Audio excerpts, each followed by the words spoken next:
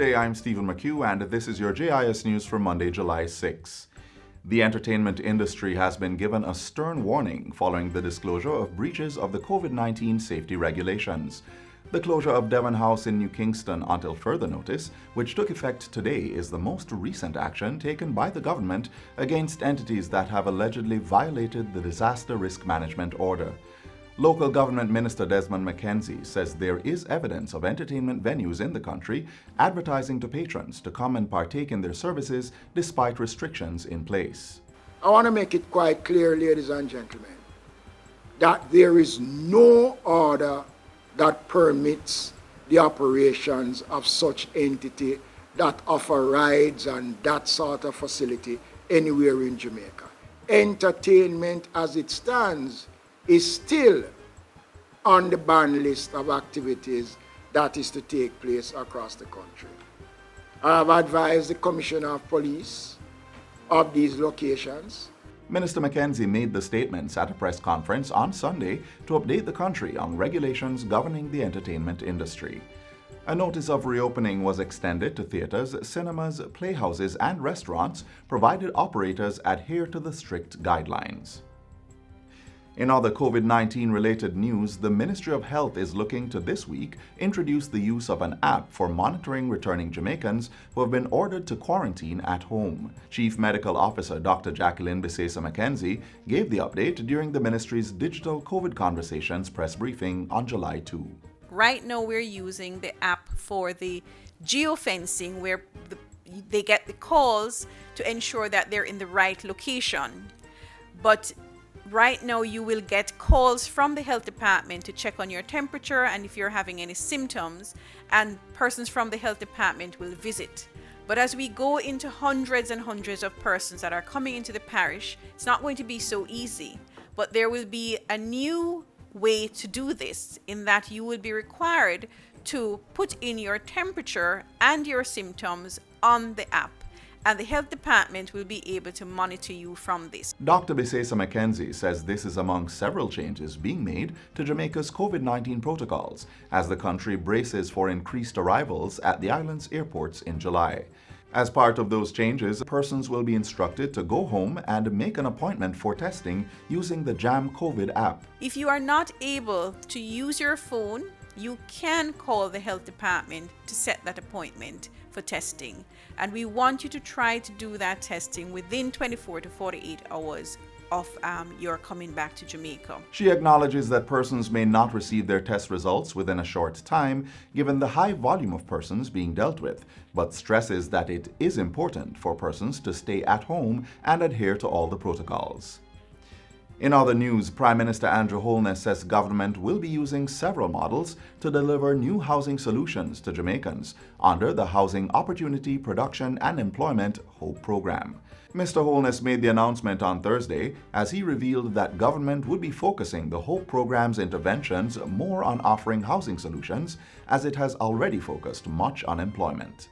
We are going to employ several models of delivering social housing. One model is to take over a housing development like this one. I call it housing development, trying to be politically correct. But really, it is a tenement yard, or a big yard, or a yard with several houses in it, but all of them are in substandard condition. And we are going to replace this. Initially, we had a budget of $1 billion. And that would have done over 1,000 units right across Jamaica. That was the intention. We have had to cut the budget because of the COVID situation. But we are still pressing ahead. The Prime Minister was speaking during a function to hand over the first multifamily housing solution constructed under the social housing component of the HOPE program. It was constructed in 6 months at a cost of approximately $22.6 million and handed over to 3 sisters in Anata Bay, St. Mary. Their seaside board and zinc homes in a tenement yard were transformed into 3 attached 2-bedroom units with bathrooms and other amenities.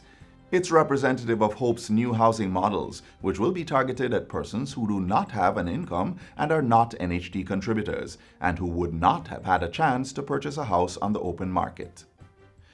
The Jamaica Constabulary Force JCF will be advancing the build-out of technology support systems in several key areas to strengthen its crime-fighting capabilities. Minister of National Security Dr. Horace Chang says focus will include the expansion of smart checkpoint facilities, under which 120 police vehicles are being installed with tablets.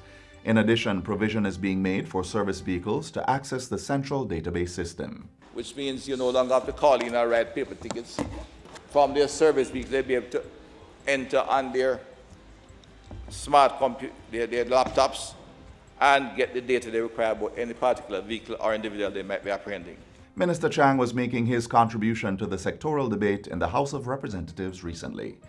Other advancements in the JCF's use of technology will see approximately 200 body-worn cameras being deployed and radio and microwave communication systems being expanded. There will also be increased capacity for surveillance through the closed-circuit TV CCTV network. The robust use of technology will lead to the trust and confidence by members of the JCF and the public alike. The goal is to deliver the right service in the right way, enabled by modern technologies and underpinned by professional standards and values of policing. And finally, starting today, all National Insurance Scheme NIS pensioners will be able to encash their pension vouchers with payable dates of July 2020. This move by the Ministry of Labour and Social Security is to allow pensioners to have early access to their benefits during the COVID-19 crisis. The ministry says the provision is available at post offices across the island. But Director of National Insurance at the ministry, Portia Magnus, is encouraging pensioners to sign up with the NIS's direct deposit payment system, which allows NIS pensions to be deposited directly to their bank accounts. The NIS direct deposit information form is available at the ministry's parish offices. It can also be downloaded from the ministry's website, mlss.gov.jm. And that's it for JIS News Today. I'm Stephen McHugh. Thanks for watching.